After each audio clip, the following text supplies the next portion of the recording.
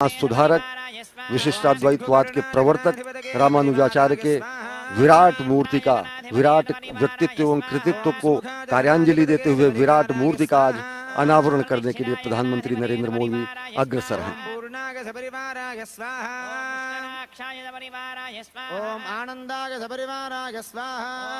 विशिष्टाद्वैत की अगर बात करें तो भगवान शंकर ने जब कहा अहम ब्रह्मास्मि, भगवान शंकर ने जब शरणागति होकर भक्ति के मार्ग पर चलते हुए ईश्वर की प्राप्ति करना और ईश्वर की प्राप्ति का जो उनका रूप है वो रूप है मोक्ष, और मोक्ष परमलोक गमन की जगह बंधन से मुक्ति, अज्ञान से मुक्ति। शंकराचार्य ने अज्ञान से मुक्ति को मोक्ष कहा, इन्होंने बंधन से मुक्ति को मोक्ष कहा। और बंधन से मुक्ति जो है, जो सांसारिक बंधन है, जो सांसारिक कर्म है, जो सांसारिक उपाय हैं, उनसे मुक्ति पाते हुए व्यक्ति को जब मोक्ष मिलता है तो मोक्ष के जो रूप होते हैं अलौकिक और आध्यात्मिक संचेतना से आपको भर देगा यहाँ पर आने पर। और भगवान रामानुजाचार्य के जो वहाँ पर प्रतिरूप है, इस मूर्ति के नीचे एक छोटा प्रतिरूप रखा गया है, उसकी आराधना कर रहे हैं और पुष्पांजलि अर्पित कर रहे हैं। कार्यांजलि के रूप में राष्ट्र निर्माण करते हैं प्रधानमंत्री नरेंद्र मोदी। धर्म परायण रूप में, भारत भारतीयता के ध्वजवाहक के रूप में, सनातन संस्कृति के संवाहक के रूप में इस समय पुष्पांजलि अर्पित कर रहे हैं रामानुजाचार्य जी को, जो कि भारत में सामाजिक कुरीतियों को समाप्त करने वाले, समता के सिद्धांत को स्थापित करने वाले और साथ ही साथ सभी का एक समान ईश्वर और भक्त के बीच के सभी अवरोधों को समाप्त करने वाले क्रांति दूत के रूप में रहे रामानुजाचार्य।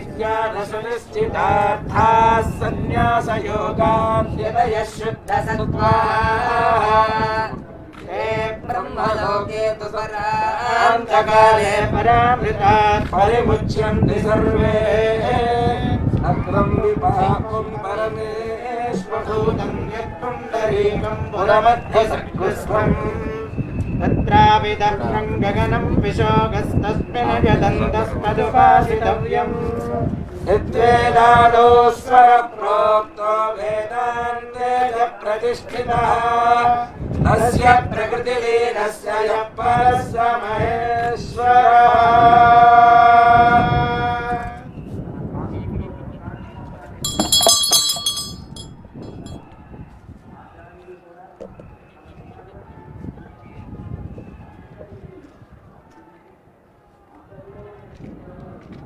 शेषो वा सैन्यनाथो वा श्रीपतिर्वेदि सात्विकैः वितर्क्याय महाप्राज्ञैः भाष्यकाराय मङ्गलम्। मङ्गलाशासनपरिर्मदाचार्य पुरोगमैः सर्वैश्च पूर्वैराचार्यैः सत्कृतायास्तु मङ्गलम्।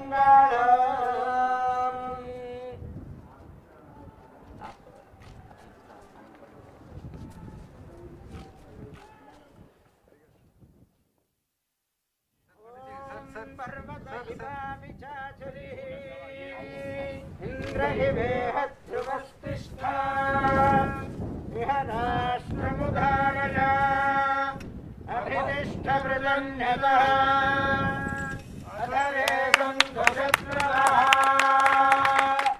इन्द्रहिव वृत्रः तिष्ठा अपः क्षेत्राणि जयन्ने।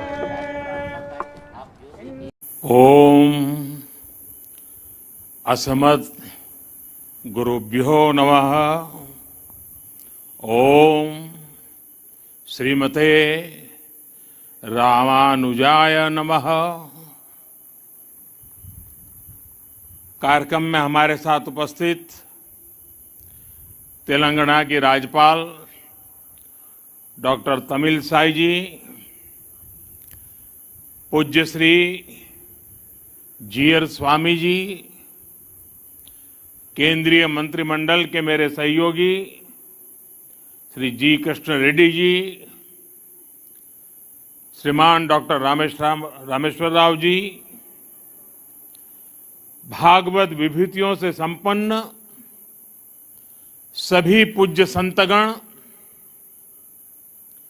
देवी और सज्जनों, आज मां सरस्वती की आराधना के पावन पर्व वसंत पंचमी का शुभ अवसर है। मां शारदा की विशेष कृपा अवतार श्री रामानुजाचार्य जी की प्रतिमा इस अवसर पर स्थापित हो रही है। मैं आप सभी को वसंत पंचमी की भी शुभकामनाएं देता हूं। मैं मां सरस्वती से ये प्रार्थना करता हूं कि जगतगुरु रामानुजाचार्य जी का ज्ञान विश्व का पथ प्रदर्शन करे।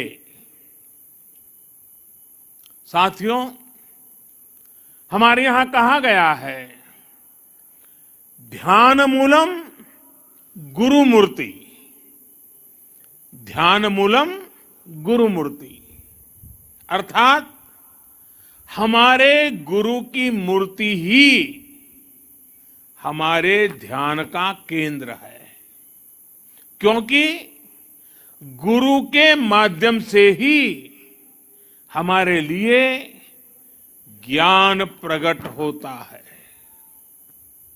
जो अबोध है हमें उसका बोध होता है।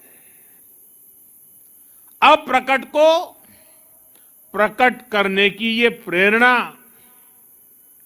सूक्ष्म को भी साकार करने का ये संकल्प, यही भारत की परंपरा रही है। हमने हमेशा उन मूल्यों और विचारों को आकार दिया है जो युगों युगों तक मानवता को दिशा दिखा सके। आज एक बार फिर जगत गुरु श्री रामानुजाचार्य जी की इस भव्य विशाल मूर्ति के जरिए भारत मानवीय ऊर्जा और प्रेरणाओं को मूर्त रूप दे रहा है। रामानुजाचार्य जी की यह प्रतिमा उनके ज्ञान, वैराग्य और आदर्शों की प्रतीक है। मुझे विश्वास है ये प्रतिमा न केवल आने वाली पीढ़ियों को प्रेरणा देगी, बल्कि भारत की प्राचीन पहचान को भी मजबूत करेगी। मैं आप सभी को, सभी देशवासियों को और पूरे विश्व में फैले रामानुजाचार्य जी के सभी अनुयायियों को इस शुभ अवसर पर अनेक अनेक बधाई देता हूं। साथियों, अभी मैं 108 दिव्य देशम मंदिरों के दर्शन करके आ रहा हूं। आलवार संतों ने जिन 108 दिव्य देशम मंदिरों का दर्शन पूरे भारत में भ्रमण करके किया था, कुछ वैसा ही सौभाग्य मुझे आज श्री रामानुजाचार्य जी की कृपा से यही मिल गया। मानवता के कल्याण का जो यज्ञ उन्होंने 11वीं शताब्दी में शुरू किया था, वही संकल्प यहां 12 दिनों तक विभिन्न अनुष्ठानों में दोहराया जा रहा है। पूज्य श्री जीयर स्वामी जी के स्नेह से आज विश्वक सेन इष्ट यज्ञ की पूर्णाहुति में शामिल होने का सौभाग्य भी मुझे मिला है। मैं इसके लिए पूज्य जीयर स्वामी जी का विशेष रूप से आभार प्रकट करता हूं। उन्होंने मुझे बताया है कि विश्वक सेन इष्टि यज्ञ संकल्पों और लक्ष्यों की पूर्ति का यज्ञ है। मैं इस यज्ञ के संकल्प को देश के अमृत संकल्पों की सिद्धि के लिए नतमस्तक होकर के समर्पित करता हूं। इस यज्ञ का फल मैं अपने 130 करोड़ देशवासियों के सपनों की पूर्ति के लिए अर्पित करता हूं। साथियों, दुनिया की अधिकांश सभ्यताओं में, अधिकांश दर्शनों में किसी विचार को या तो स्वीकार किया गया है या फिर उसका खंडन किया गया है। लेकिन भारत एक ऐसा देश है जिसके मनीषियों ने ज्ञान को खंडन, मंडन, स्वीकृति, अस्वीकृति इससे ऊपर ही उठा करके देखा। स्वयं उससे ऊपर उठे, दिव्य दृष्टि से उस विवाद को देखा। हमारे यहां अद्वैत भी है और द्वैत भी है, और इन द्वैत अद्वैत को समाहित करते हुए श्री रामानुजाचार्य जी का विशिष्टाद्वैत भी हमारे लिए प्रेरणा है। रामानुजाचार्य जी के ज्ञान की एक अलग भव्यता है। साधारण दृष्टि से जो विचार परस्पर विरोधाभासी लगते हैं, रामानुजाचार्य जी उन्हें बड़ी सहजता से एक सूत्र में पिरो देते हैं। उनके ज्ञान से, उनकी व्याख्या से सामान्य से सामान्य मानवी भी उससे जुड़ जाता है। आप देखिए, एक और रामानुजाचार्य जी के भाष्यों में ज्ञान की पराकाष्ठा है, तो दूसरी ओर वे भक्ति मार्ग के जनक भी हैं। एक और वो समृद्ध संन्यास परंपरा के संत भी हैं, और दूसरी ओर गीता भाष्य में कर्म के महत्व को भी अत्यंत उत्तम रूप में प्रस्तुत करते हैं। वो खुद भी अपना पूरा जीवन कर्म के लिए समर्पित करते रहे। रामानुजाचार्य जी ने संस्कृत ग्रंथों की भी रचना की और तमिल भाषा को भी भक्ति मार्ग में उतना ही महत्व दिया। आज भी रामानुज परंपरा के मंदिरों में थिरुप्पावाई के पाठ के बिना शायद ही कोई अनुष्ठान पूरा होता हो। साथियों, आज जब दुनिया में सामाजिक सुधारों की बात होती है, प्रगतिशीलता की बात होती है, तो माना जाता है कि सुधार जड़ों से दूर जाकर ही होगा। लेकिन जब हम रामानुजाचार्य जी को देखते हैं तो हमें एहसास होता है कि प्रगतिशीलता और प्राचीनता में कोई विरोध नहीं है।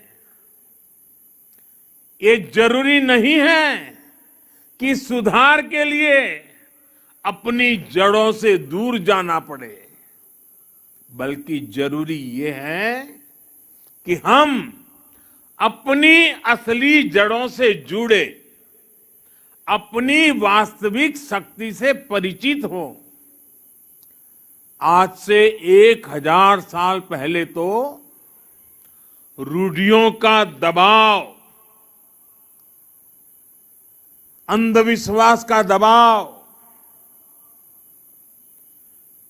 कल्पना के बाहर कितना ज्यादा रहा होगा, लेकिन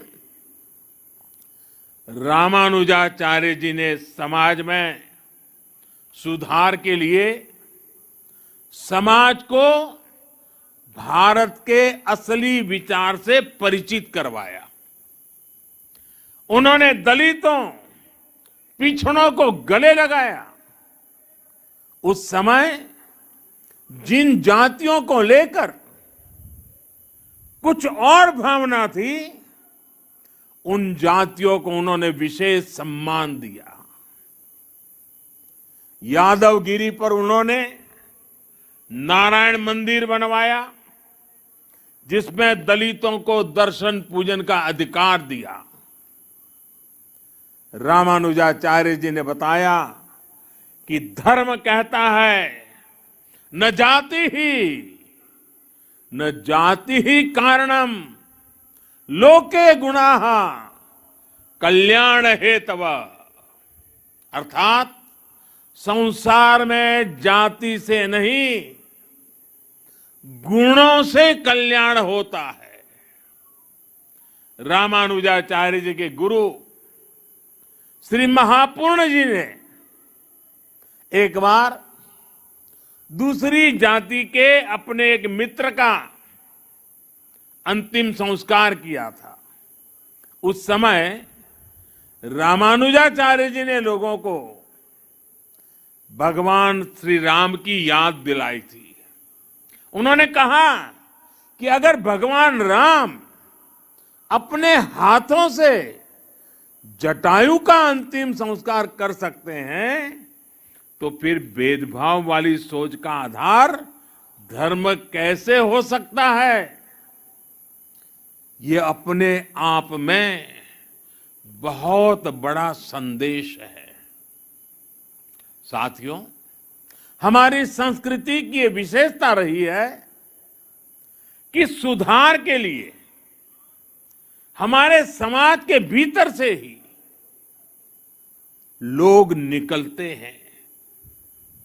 युगों से देखते आइए, समाज में जब भी कुछ बुराई के तत्व फैलने लगते हैं, कोई न कोई महापुरुष हमारी बीच में से पैदा होता है। और ये हजारों वर्षों का अनुभव है कि ऐसे सुधारकों को हमेशा उनके कालखंड में शायद स्वीकृति मिली हो या न मिली हो, चुनौतियां रही हो या न रही हो, संकट झेलने पड़े हो या न पड़े हो, विरोध भी सहना पड़ा हो, लेकिन उस विचार में, उस तत्व में उतनी ताकत रहती थी, उनका कन्विक्शन इतना जबरदस्त होता था कि वो समाज की बुराइयों के खिलाफ लड़ने के लिए अपनी पूरी शक्ति लगा देते थे।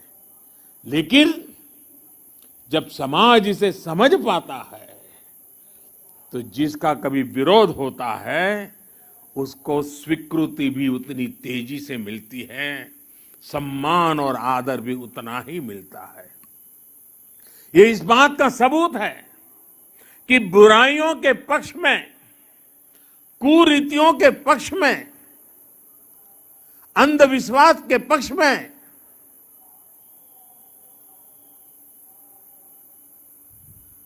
इन जनरल हमारे समाज में सोशल सैंक्शन नहीं होता है। जो बुराई से लड़ते हैं, जो समाज को सुधारते हैं, हमारे यहां उन्हें ही मान और सम्मान मिलता है। भाइयों और बहनों, आप सब लोग रामानुजाचार्य जी के जीवन के विभिन्न आयामों से परिचित है।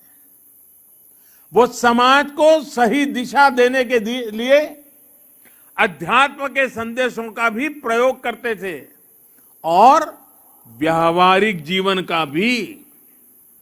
जाति के नाम पर जिनके साथ भेदभाव होता था, रामानुजाचार्य जी ने उन्हें नाम दिया थिरुकलथार, यानी लक्ष्मी जी के कुल में जन्म लेने वाला श्री कुल या देवीय जन। वो स्नान करके आते समय अपने शिष्य धनुर्दास के कंधे पर हाथ रखकर आते थे। ऐसा करके रामानुजाचार्य जी छुआछूत की बुराई को मिटाने का संकेत देते थे। यही वजह थी कि बाबा साहब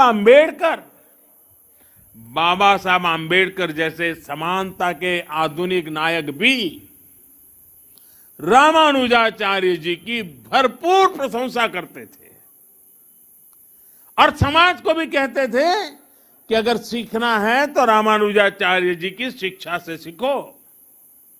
और इसलिए आज रामानुजाचार्य जी की विशाल मूर्ति स्टैच्यू ऑफ इक्वालिटी इसके रूप में समानता का संदेश दे रही है।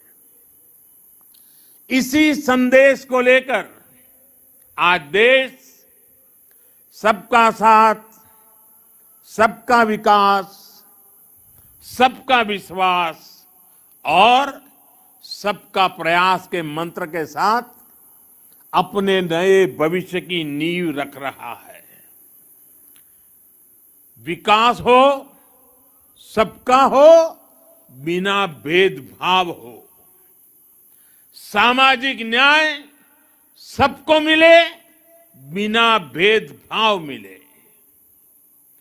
जिन्हें सदियों तक प्रताड़ित किया गया, वो पूरी गरिमा के साथ विकास के भागीदार बने।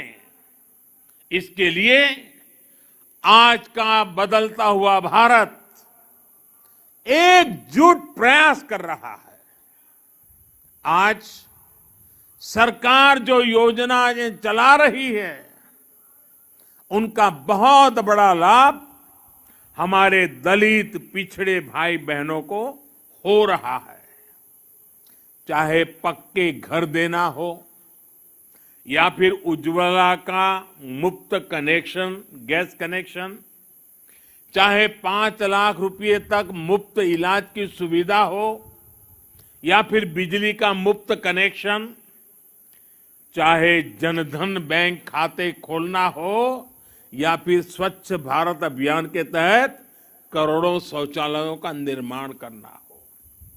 ऐसी योजनाओं ने दलित, पिछड़े, गरीब, शोषित, वंचित सभी का भला किया है। बिना भेदभाव सबको सशक्त किया है। साथियों, रामानुजाचार्य जी कहते थे, उरिय गल्लुकुल वेड़मिल्ले, अर्थात सभी जीव समान है। वो ब्रह्म और जीव की एकता की बात ही करके रुकते थे, ऐसा नहीं थे। वो वेदांत के इस सूत्र को स्वयं भी जीते थे। उनके लिए स्वयं में और दूसरों में कोई भेद नहीं था। यहां तक कि उन्हें अपने कल्याण से ज्यादा जीव के कल्याण की चिंता थी।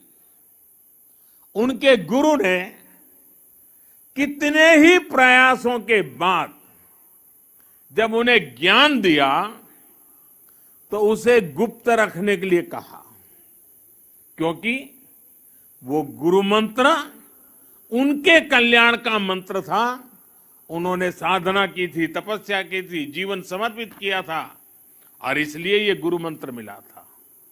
लेकिन रामानुजाचार्य जी की सोच अलग थी। रामानुजाचार्य जी ने कहा, पतिश्चे एक एवाहम, पतिश्चे एक एवाहम नरके गुरु पातकात् सर्वे गच्छन्तु भवताम कृपया परमम पदम। यानी मैं अकेला नरक जाऊं तो भी कोई बात नहीं, लेकिन बाकी सबका कल्याण होना चाहिए। इसके बाद उन्होंने मंदिर के शिखर पर चढ़कर हर नारी को वो मंत्र सुनाया, हर नर को वो मंत्र सुनाया जो उनके गुरु ने उन्हें उनके कल्याण के लिए दिया था। समानता का ऐसा अमृत रामानुजाचार्य जी जैसा कोई महापुरुष ही निकाल सकता था, जिसने वेद वेदांत का वास्तविक दर्शन किया हो। साथियों, रामानुजाचार्य जी भारत की एकता, भारत की अखंडता का भी एक प्रदीप्त प्रेरणा है। उनका जन्म दक्षिण में हुआ, लेकिन उनका प्रभाव दक्षिण से उत्तर और पूरब से पश्चिम तक पूरे भारत पर है। अन्नामाचार्य जी ने तेलुगु में उनकी प्रशंसा की है। कनकदास जी ने कन्नड़ भाषा में रामानुजाचार्य जी की महिमा गाई है। गुजरात और राजस्थान में अगर आप जाएंगे तो वहां भी अनेक संतों के उपदेशों में रामानुजाचार्य जी के विचारों की सुगंध में महसूस होती है। और उत्तर में रामानंदीय परंपरा के गोस्वामी तुलसीदास जी से लेकर कबीरदास तक हर महान संत के लिए रामानुजाचार्य परम गुरु है। एक संत कैसे अपनी आध्यात्मिक ऊर्जा से पूरे भारत को एकता के सूत्र में पिरो देता है, रामानुजाचार्य जी के जीवन में हम ये देख सकते हैं। इसी आध्यात्मिक चेतना ने गुलामी के सैकड़ों वर्षों के कालखंड में भारत की चेतना को जागृत रखा था। साथियों, ये भी एक सुखद संयोग है, श्री रामानुजाचार्य जी पर यह समारोह उसी समय में हो रहा है जब देश अपनी आजादी के 75 साल मना रहा है। आजादी के अमृत महोत्सव में हम स्वाधीनता संग्राम के इतिहास को याद कर रहे हैं। आज देश अपने स्वाधीनता सेनानियों को कृतज्ञ श्रद्धांजलि दे रहा है। अपने इतिहास से हम अपने भविष्य के लिए प्रेरणा ले रहे हैं, ऊर्जा ले रहे हैं। इसलिए अमृत महोत्सव का यह आयोजन आजादी की लड़ाई के साथ साथ हजारों सालों की भारत की विरासत को भी समेटे हुए हैं। हम जानते हैं, भारत का स्वाधीनता संग्राम केवल अपनी सत्ता और अपने अधिकारों की लड़ाई भर नहीं था।